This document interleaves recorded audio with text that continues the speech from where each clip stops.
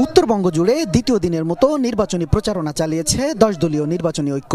গাইবান্ধার পলাশবাড়ির পাইলট উচ্চ বিদ্যালয় মাঠের জনসভা থেকে প্রচারণা শুরু করেন জামাত আমির ডাক্তার শফিকুর রহমান। নীল আকাশ, মাঝে মাঝে আকাশে শকুনের ছায়া দেখা যায়। ওই শকুনের ছায়া যেন বাংলাদেশের মাটিতে পড়তে না পারে।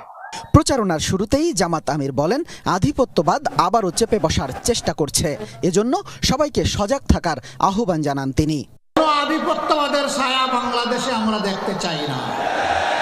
অবশ্যই বিশ্বের সকল সভ্য দেশের সাথে আমরা বন্ধুত্বের সম্পর্ক চাই। আমরা প্রতিবেশীদেরকে আমাদের প্রতিবেশী হিসাবে দেখতে চাই।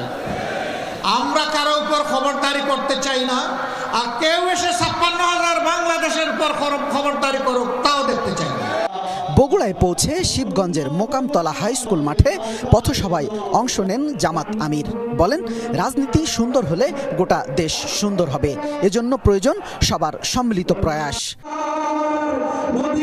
পরে আলতাফুন্নেসা খেলার মাঠের জনসভায় জামাত আমির বলেন, মিথ্যা প্রতিশ্রুতি আর বেকারদের মিছিল দেখতে চায় না জামাত। বেকারদের দক্ষ জনশক্তিতে পরিণত করার প্রতিশ্রুতি দেন জামাত আমির। আমরা বেকার ভাতা দিয়ে অপমানিত করতে চাই না। আমরা বেকার ভাতা দিয়ে বেকারের ফ্যাক্টরি বাংলাদেশকে বানাতে চাই না।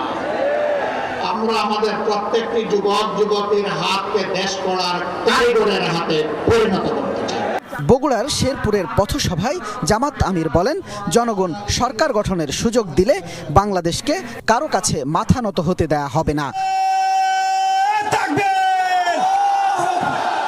সিরাজগঞ্জের ইসলামিয়া কলেজ মাঠের জনসভায় জামাত আমির বলেন, জামাত নারীদের এগিয়ে যাওয়ায় বাধা নয়, বরং শতভাগ নিরাপত্তা নিশ্চিত করা হবে। গরিব ধনী, হিন্দু মুসলমান বৌদ্ধ খ্রিস্টান, নারী পুরুষ, শিশু আবাল বৃদ্ধ বনিতা, যার অধিকার যেখানে লঙ্ঘিত হবে ন্যায় বিচার পাওয়ার অধিকার তার থাকবে। সব সমাবেশ ও পথসভায় যুবকদের প্রত্যাশিত নতুন বাংলাদেশ গড়তে হ্যাঁ ভোটকে জয়যুক্ত করার আহ্বান জানান জামাত আমির।